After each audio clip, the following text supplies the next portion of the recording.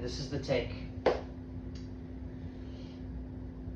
Hello everyone, my name is Abraham Gonzalez, and I'm here to argue why the Myers-Briggs personality indicator might be a bit faulty. So, how many of you know your Myers-Briggs personality type? Maybe you've been told you're an ENFP or an ISTJ. Pretty intriguing, right? These four-letter sequences are said to be able to analyze and break us down into our most used and most comfortable functions. But here's something most people don't know. The Myers-Briggs test is not based on scientific psychology. It's popular, yes, but according to psychologists like Dr. Adam Grant of the University of Pennsylvania, it's about as useful as a BuzzFeed quiz when it comes to measuring actual personality. So today, I'm here to explain why MBTI isn't valid and why we should stop treating it like a crystal ball for our identity or careers. So, let's dig into the problem. The MBTI is known for sorting people into 16 different types based on 4 different categories. These 4 categories include introvert versus extrovert, intuition versus sensing, feeling versus thinking, and judging versus perceiving. It is originally based on the early 20th century work of Carl Jung, who himself said that these classifications were purely theoretical, not diagnostic. Yet 2 people, Isabel Briggs Myers and Catherine Cook Briggs, built the test during World War II without any formal training in psychology. Despite that, it's now used in schools, companies, and even the military. Nevertheless, according to the National Academy of Sciences, there's no evidence that MBTI predicts job performance or career success. Here's another huge red flag. Up to 50% of people who take the test a second time get a different result within just 5 weeks. That means it doesn't even meet the basic standard of retest reliability in psychology. So why are we still taking this test seriously? Now, there's still a better option. The most widely respected model among psychologists today is the Big 5 personality traits, also referred to as the Ocean model. It mainly focuses on measuring 5 dimensions of personality.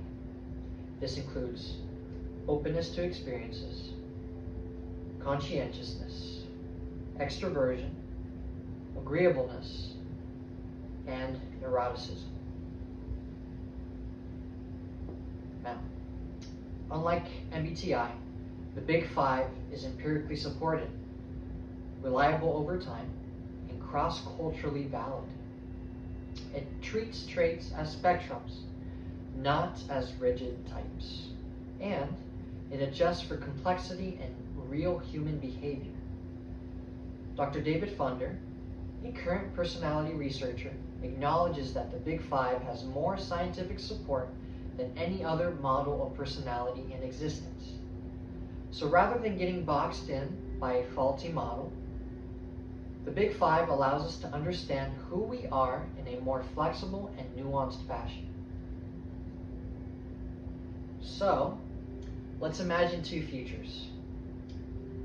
First future, we keep using the MBTI.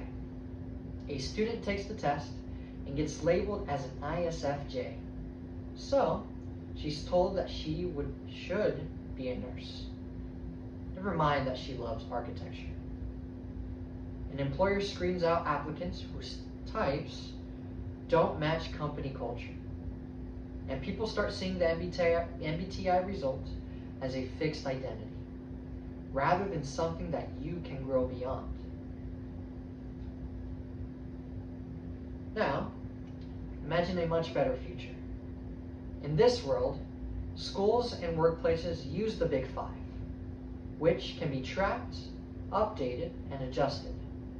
a student learns they're high in openness and conscientiousness, which then could lead into a thriving career in engineering or the arts. Employers make decisions based on skills and behavior, not pseudo-scientific labels that have no concrete and sure science behind it.